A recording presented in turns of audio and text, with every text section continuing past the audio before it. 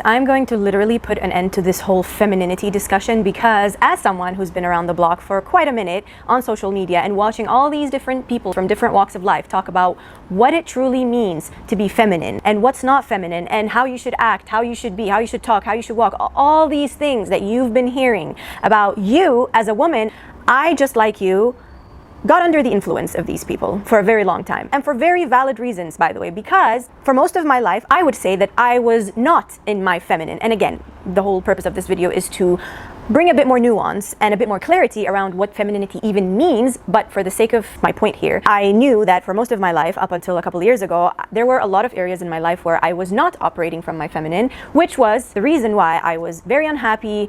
I was generally a very unpleasant person to be around. I'm sure old friends from that time can probably tell you that I was. Yeah, so I got under the influence of these people, and it did help in a lot of ways. Now, I'm not going to take away the credit completely from these people on social media, but I will say that it did cause some damage too, because not everything that people say is ever going to apply to you, because you are an individual. You have your unique set of qualities, traits, desires, wishes, goals.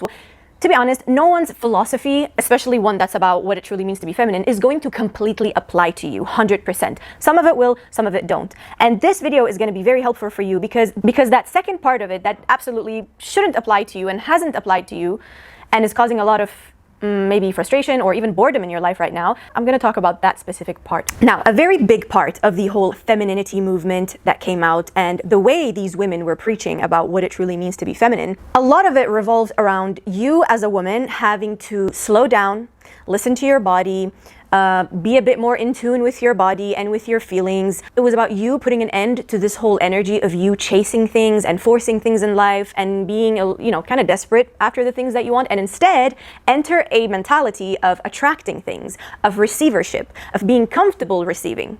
Right? Now, all of these things, they're amazing things. They are great. I myself, when I started learning about these things, it really did shift my paradigm. I became calmer. I became a bit less frustrated, agitated. I became less angry with myself and with the world because it gave me my power back, in the sense that I don't need to be all over the place. I don't need to force things just to make things happen in my life. And another thing that these people really tried to get into my head was that your value as a woman is or should be cultivated from within you. It shouldn't be something that you attach to something outside of you, whether it's a career or a certain type of achievement or how well you take care of others. Or a big part of their message was that we as women, we need to start cultivating our sense of self-worth and our confidence from within and not externally, whether it's through a man or through a career or whatever, right? Which again is amazing. It was something that I really had to sit down and think about very deeply and reflect on.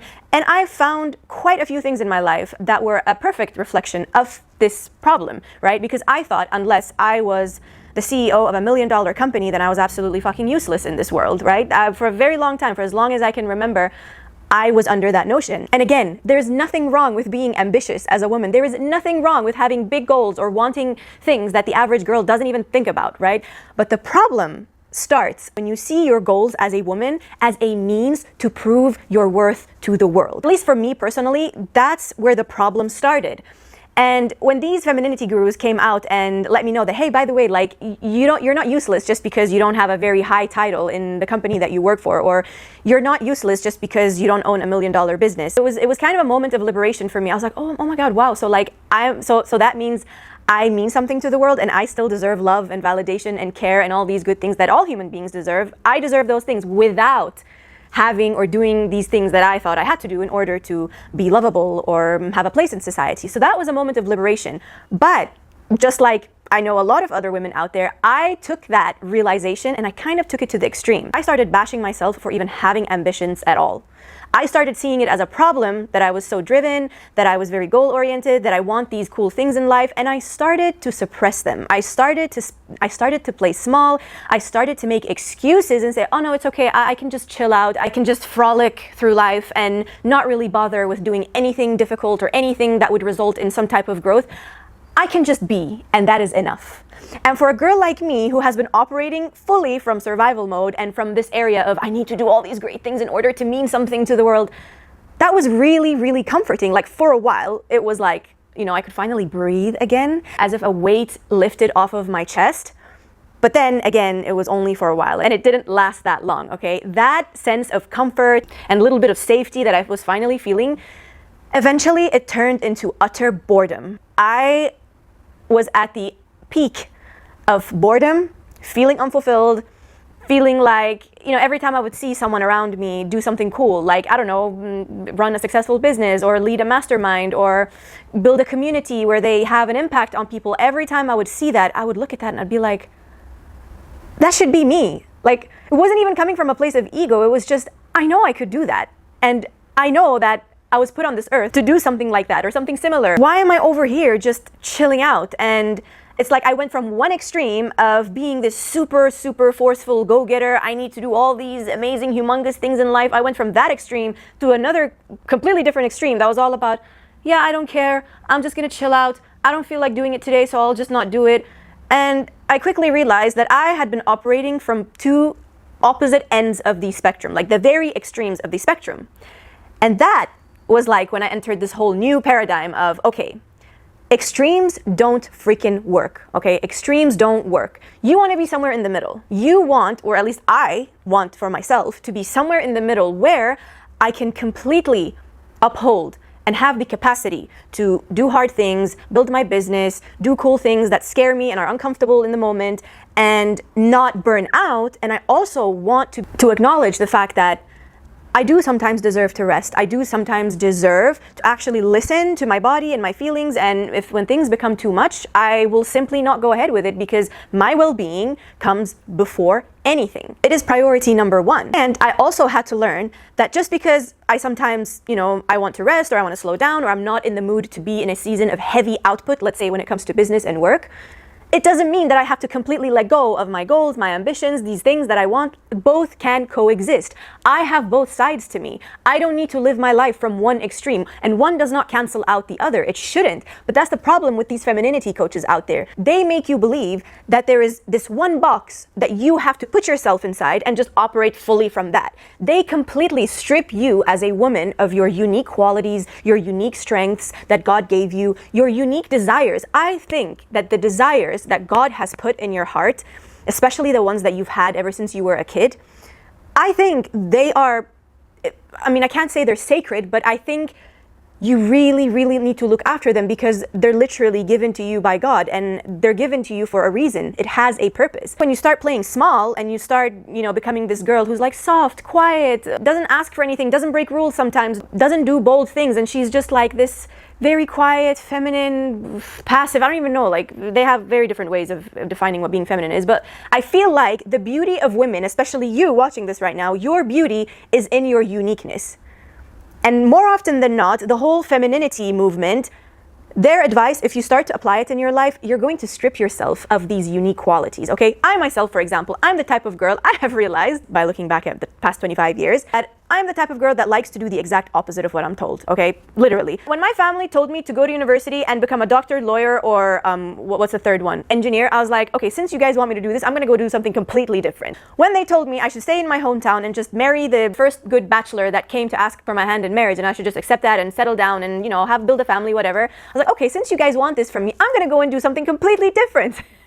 And I realized this whole femininity movement, if I were to live my life according to the standards that they wanted to enforce upon me, then I just stopped being interesting, to be very honest with you. I stopped being the girl that I am at my very core. I stopped being the girl who likes to do things that the average girl doesn't even think of doing, like ever. Bringing the attention back to you watching this right now. This femininity movement and all the advice out there, it has probably helped you to a certain extent, just like it has helped me. It took me out of survival mode.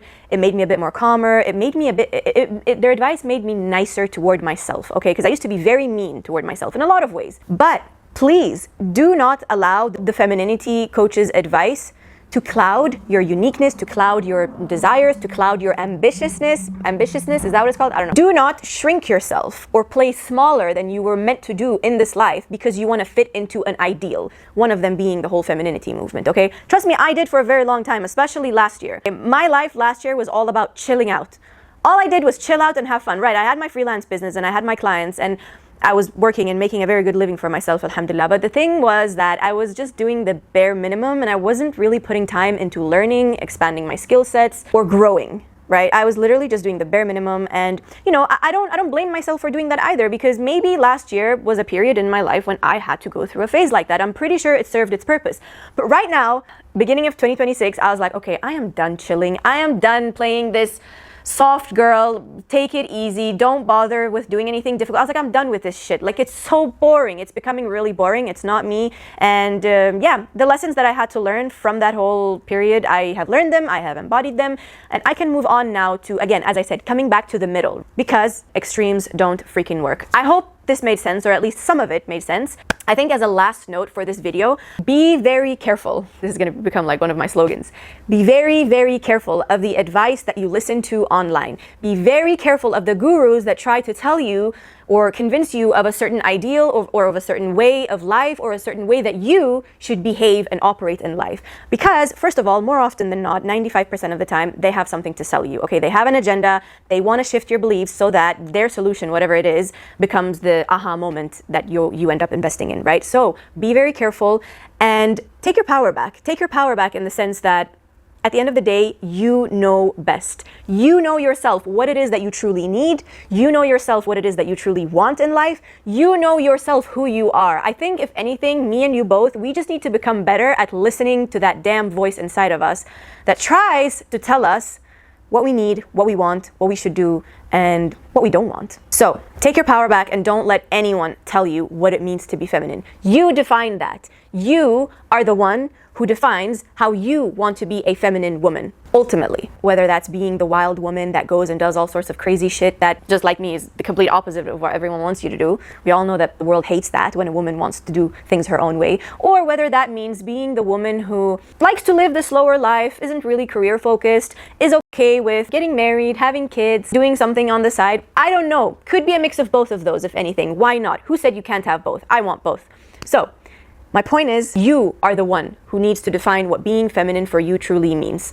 And this is a journey. This has been a journey for me too. I have been of different minds in the last few years because, as I told you, I was oscillating between these different places on the spectrum. And right now, I have come to the conclusion that I want to be somewhere in the middle because I am multifaceted. I have both sides of me, and I would like to have both sides of me. So I hope this made sense. I hope this was helpful.